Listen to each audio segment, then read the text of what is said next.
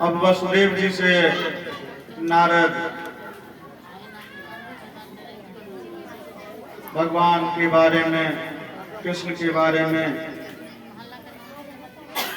सब कुछ बतला देते हैं। तब वसुदेव जी को यह जिज्ञासा उत्पन्न होती है कि भागवत धर्म को सर्वश्रेष्ठ धर्म कहा गया है। इस पर नारद जी कहते हैं कि हे वसुदेव जी, यह भागवत धर्म बहुत ही सीधा, बहुत ही सरल है, क्योंकि इस धर्म में किसी भी प्रकार के आडंबर दिखावा की जरूरत नहीं है। केवल अपने माता पिता एवं गुरु का सम्मान करते हुए भगवान के भजन, भगवान के नामों की रट लगाते रहिए। फ्री ऑफ कॉस्ट वाला, बोलने में पैसा नहीं लगता है, मुफ्त में, तो आपको मोक्ष की प्राप्ति होगी।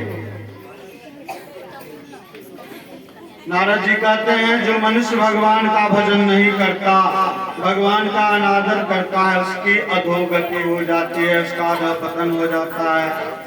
और जो प्रेम भाव से भजन करता है उसे परम पद की प्राप्ति होती है। हम लोग पूर्व की कथा में छिछली के रूप में राजा निक की कथा सुने हैं। अब नारद जी के वहां से वापस जाने के बाद सभी देवतागण द्वारकापुरी आते हैं और भगवान का दर्शन करते हुए भगवान को याद दिलाने के लिए आ गए। कहते हैं, हे प्रभु, आपने अवतार लेकर के धरती की रक्षा की, चारों तरफ सुख समृद्धि फैलाई, इतने संपत्तियों का 56 करोड़ का रचना किया और इस क्रम में आपने 125 वर्ष बिता दिए। भगवान 125 वर्षों तक यहाँ अपने उस रूप में रहे।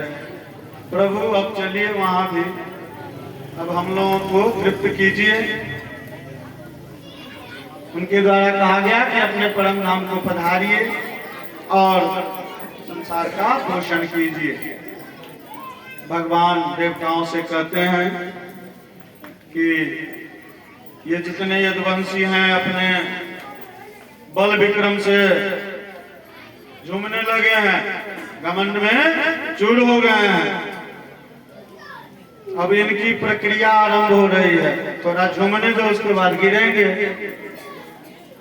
देखते हैं ना, थोड़ी सी ले लेने के बाद थोड़ा झूमा, उसके बाद उठा पटक करके बेहोश चित। तो वही स्थिति भगवान कहते हैं कि अभी झूम रहे हैं, आपस में लड़ मर कट के मर जाएंगे, उसके बाद मैं खुद स्वयं अपने धाम को आ जाऊंगा, आप लोग निश्चिंत होकर के जाइए।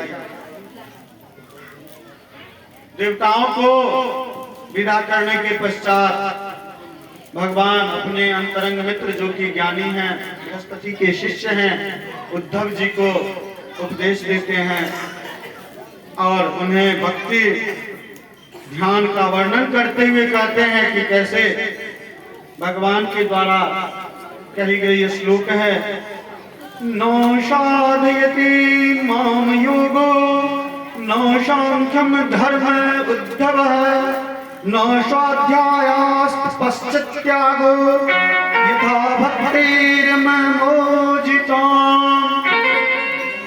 निचोड़ के रूप में कहते हैं कि हे उद्धव, मुझे न तो योग से, न ज्ञान से, न दान से, न बल से, न बुद्धि से प्राप्त किया जा सकता है। मुझे केवल बिना किसी त्याग किए हुए, बिना किसी कीमत के, पुनः फ्री ऑफ कॉस्ट वाले मुक्त की बोली रूपी नाम से प्राप्त किया जा सकता है। अब भगवान कह रहे हैं कि इससे प्राप्त किया जा सकता है, मात्र एक पद में हम लोग भगवान का नाम ले लें, हरे कृष्ण कृष्ण कृष्ण कृष्ण हरे हरे